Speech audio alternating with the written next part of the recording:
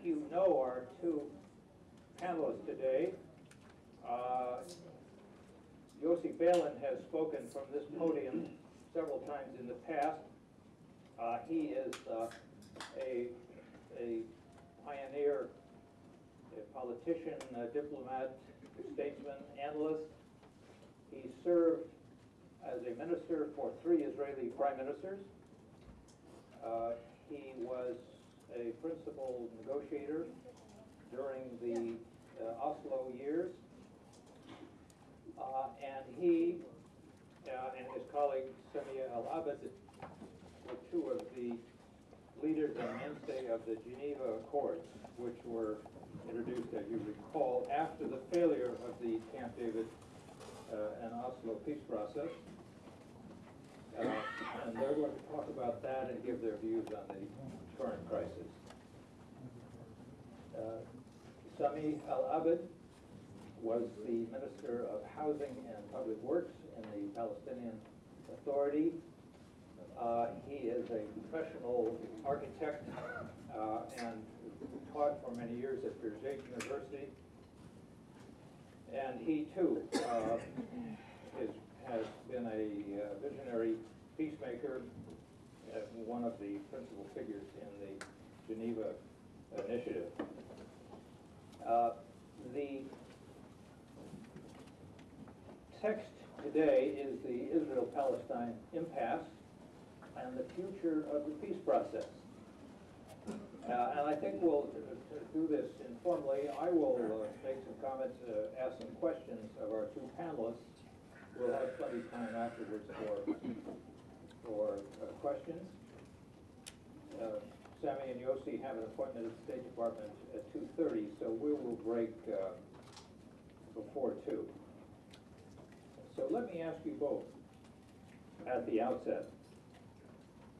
Here in this country, at least, and elsewhere, many people have advocated a comprehensive plan for a permanent, stable Israel-Palestine peace, in which all of the final status issues are integrated, and have argued that that is the best way to bring this terminal conflict to an end. The Geneva Initiative was a Track 2 initiative, as you know, the most detailed and elaborate of many, many different peace plans. It was announced in 2003, and as I recall, it was some years later elaborated into an over 400-page document, which is unique and which addresses all of the issues in great detail. It was unique in other ways too, because it was an Israeli-Palestinian document produced by experts on in the two communities, many of whom had been part of the official negotiations during the Oslo years. Let me ask the 2 of you whether this comprehensive approach is still valid. Is the Geneva proposal very similar to many others, although much more detailed and elaborate, still viable? Have there been such changes, facts on the ground in the occupied territories, vast growth of settlements, a right-wing Israeli government which has aggressively pursued settlements and has been uncompromising thus far, and a deep division in the Palestinian society between the West Bank and Gaza, the Palestinian Authority and Hamas. So, should we continue to look at the Geneva Accord as a guide, a model, to break this impasse? Would you like to comment on that? Perhaps you both would. Yossi? Thank you very much. Thank you for coming, and thank you for the sponsorship. Thank you, Phil, for being here with us and for all that you did for the peace process all these years. What you have done, actually, and you will do in the future. there is no alternative to a comprehensive plan, to a comprehensive peace between the two parties, and there are actually no reason why not to do it. I mean, in the past, we were not so sure about the ability to do something like this. We really asked ourselves during the Oslo negotiations in 1993, and later on, whether something like that could be possible, whether the gaps between the official views of both sides could be bridged this way or another. And this is why in 94, actually in October 93, I went to Tunisia to meet with Yasser Arafat and to suggest to him to try and see whether we can have a permanent agreement before the time scheduled for the signing on an interim agreement. And he said, yes, talk with Abu Mazen, he is my man, and try to have a plan, a principles for the permanent agreement. And we sat and talked for 2 years, between the end of 93 and the end of 95. And we finished the job. I mean, we had something which was called the Beilin Abu Mazen paper. And it was never signed by us. It was just a draft which we promised to show to Arafat and to Rabin. And 5 days later, I mean, we ended the work in Tel Aviv. He came to my office in Tel Aviv on the 31st of October in 95, and 5 days later, Rabin was assassinated. And Peres was not in a mood to accept something like this, and it evaporated. But it proved to us for the first time that we could bridge the major gaps between the two parties on the thorny issues of Jerusalem and the refugees. Because, as you know, all the others are much easier to solve than those two. These are the two pivotal issues. And so later on, when Netanyahu came to power in 96, and actually he stopped the process by different excuses, using different excuses. The question was again whether it was possible. And then when Barak came to power, he studied very intensively the Beilin Abu Mazen paper. And this was somehow the basis for the Clinton parameters. And then there was the second Intifada.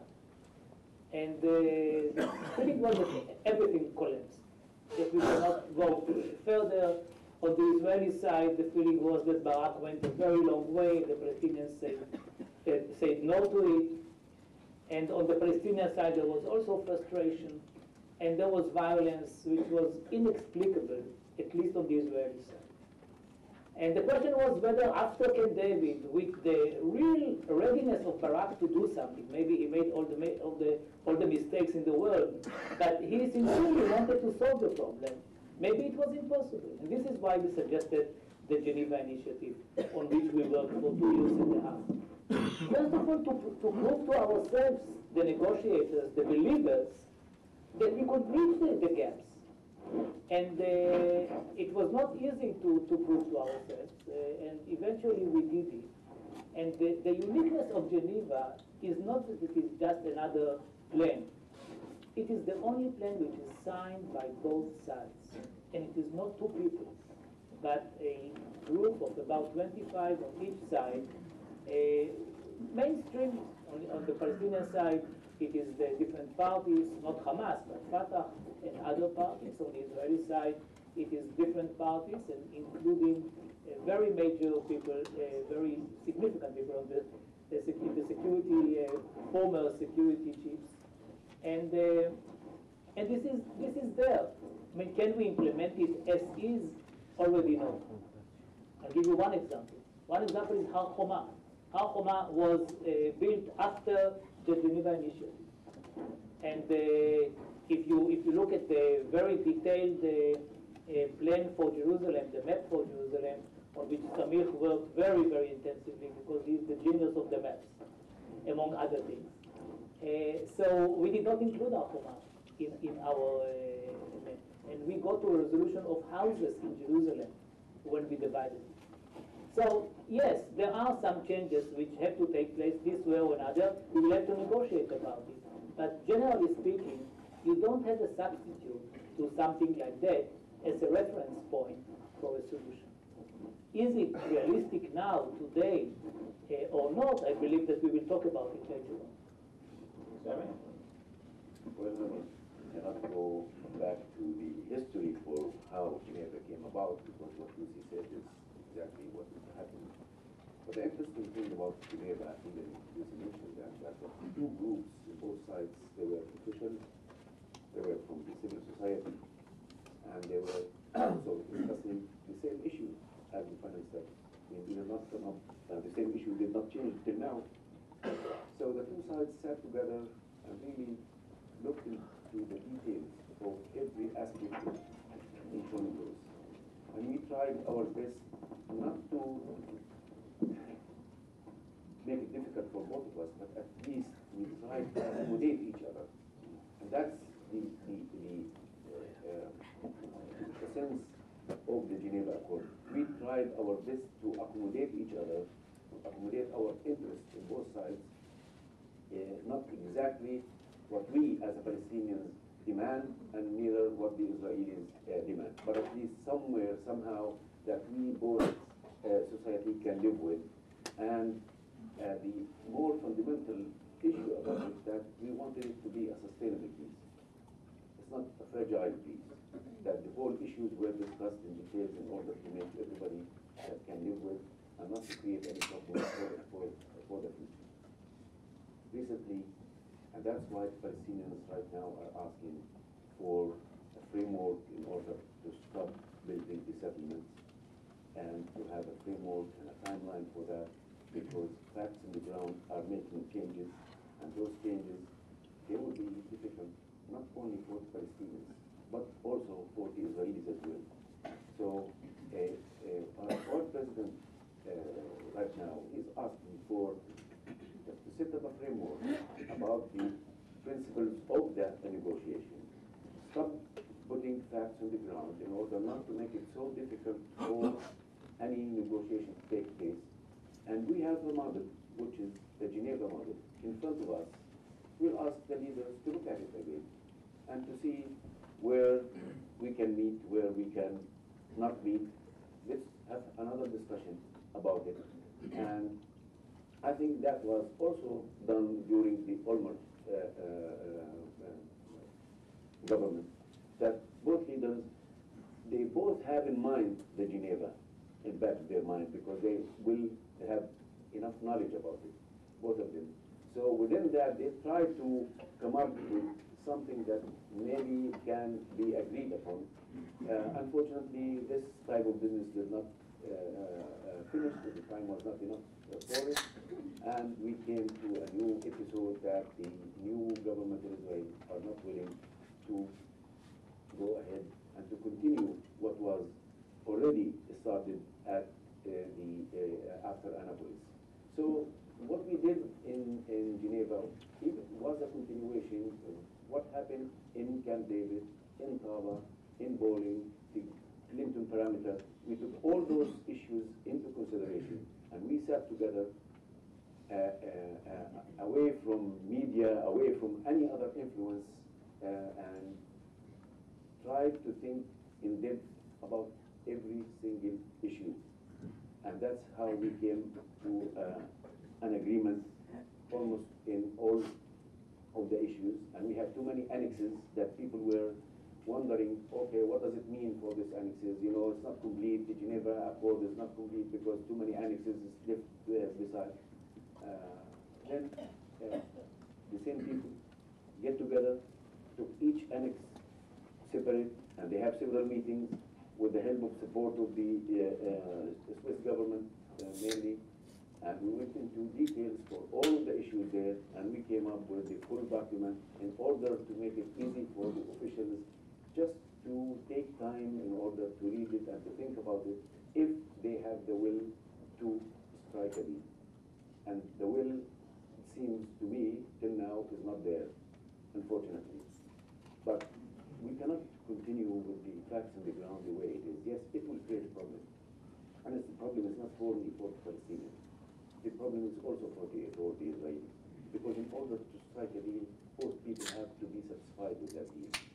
If somebody will impose his idea on the others, it means that it is not a sustainable peace development in the region.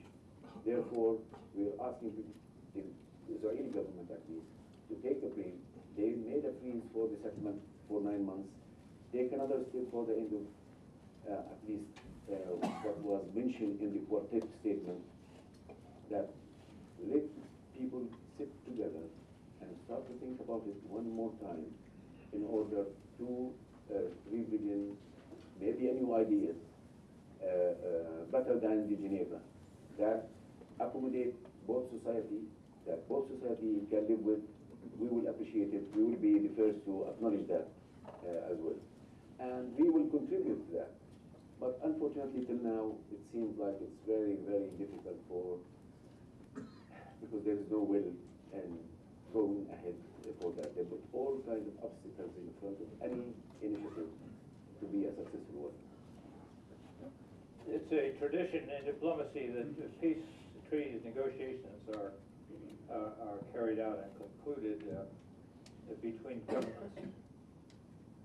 And that has been the approach in these many years of Israeli-Palestinian negotiations in which the U.S. has been involved. Maybe we have missed the importance of public opinion and the need for the two societies, two adversaries,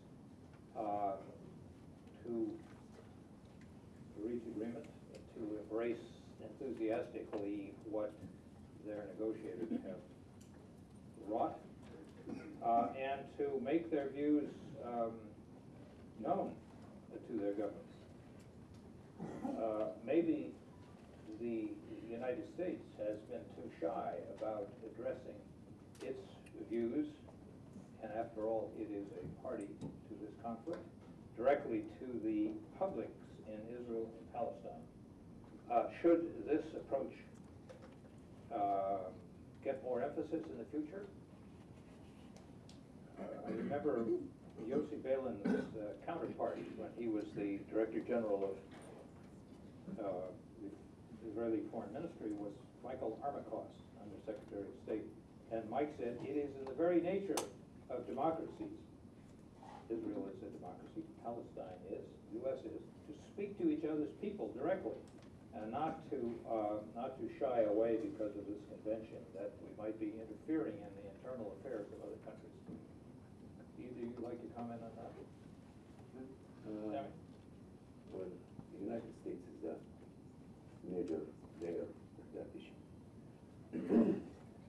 We do appreciate their role. We wanted them to be involved more and more because they are the ones who can really help both sides in order to achieve an agreement. Unfortunately, from the Palestinian perspective, all the players from the U.S. government administration, they were involved in the peace process in the past. They were not fair at all. Not only to us, but in my opinion, they're not fair also to the Israelis in order to get things in the right direction, in order for us to reach an agreement. They were unfair, and they always, of course, we know that they are biased to the Israeli side. We're not discussing that, but at least we'll ask for some fairness in the process. If you want to be a broker and you want to be a player, be fair. Take the same position like what happened between Egypt and Israel. In Egypt and Israel, when they had the meeting here with President Carter, I think the United States, they played the role in order to get the deal done. And they put their influence in order to get the deal done. So far, after that, we did not see any administration within the United States so far are coming forward and straight and with fairness in order to say, hey guys, we know the problem and we know where is the outcome of that problem will be. And it's not hitting. I mean, they can see it. that you have to go through, because this is for the well-being of the Palestinians, the well-being of the Israelis, and as both sides, two administrations so far, last administration and this administration, they are saying that the establishment of a Palestinian state is of interest of the United States of America. If this is true, then work for it. Do it, because it is in the interest of the American people. And we wanted to be a friend to the American people. We want to be a friend to the Israeli people as well. We want to be two neighbors, two states, side by side, the Israeli state, and have an excellent relationship between us and them.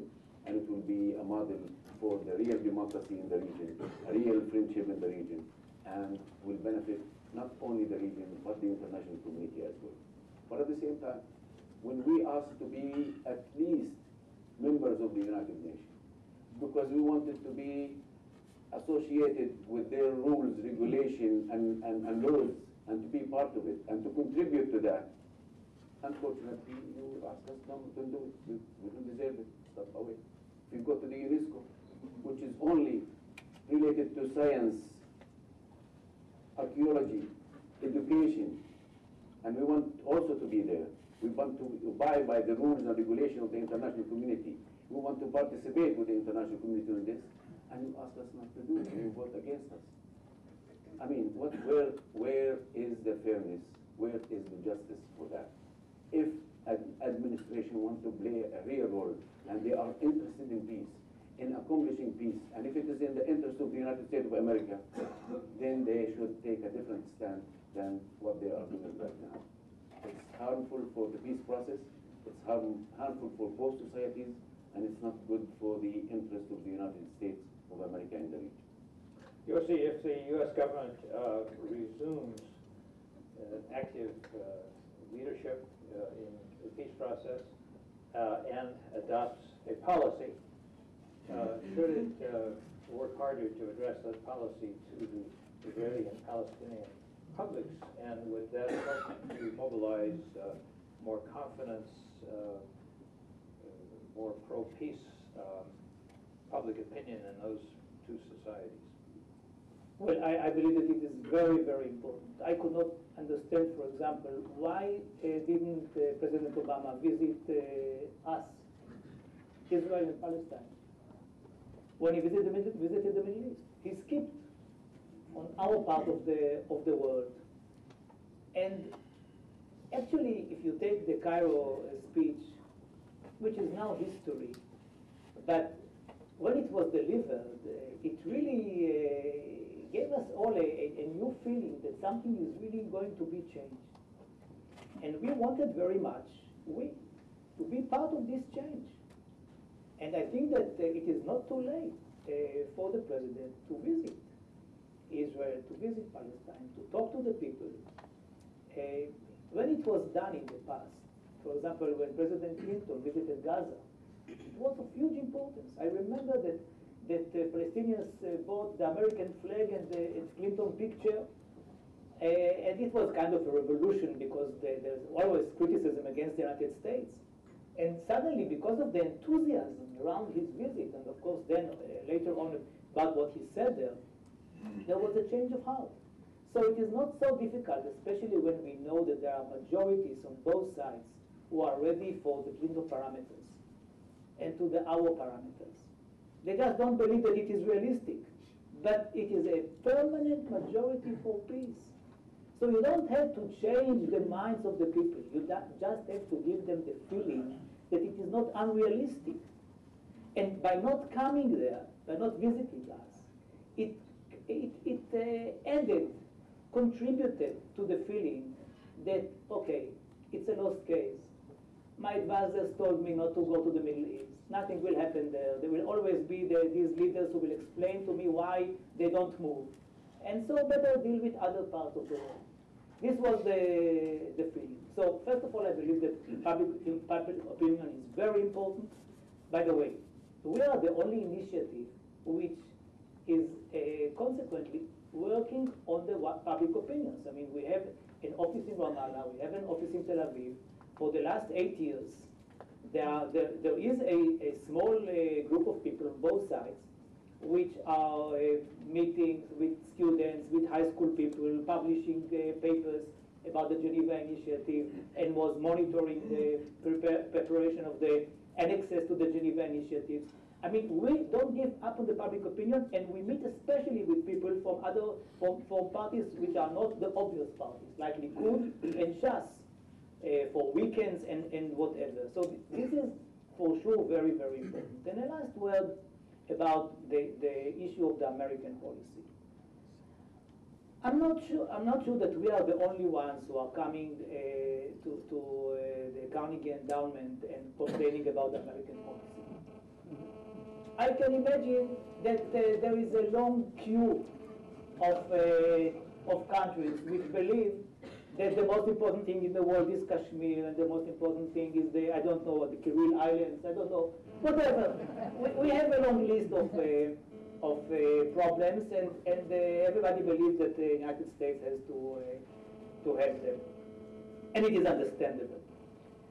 If I can speak selfishly, for us Israelis, the special relations with the United States is one of the biggest assets, if not the biggest asset that we have. The problem here is that sometimes it is difficult for the only superpower in the world to know what does it mean to have a close relationship. And I'll be very blunt today, and I'll refer to somebody who resigned last week. You don't have many Denises. Dennis is a close friend of Israel. He believes in peace in the Middle East like nobody else, with Syria, with the Palestinians. If you ask about Dennis' parameters, this will be our parameters. Nevertheless, he thought that real friendship with Israel means to collaborate with the Israeli Prime Minister, whoever he is. So, and he created a situation whereby it was impossible for the Palestinians to know whether the ideas which stemmed from the administration were our ideas or theirs. So that the suspicion was always that whatever an American president suggested was an Israeli suggestion. And this was one of the problems, especially in Camp David, when Arafat was sure that everything which was suggested was an Israeli idea. And by definition, for him to accept an Israeli idea was not a preference.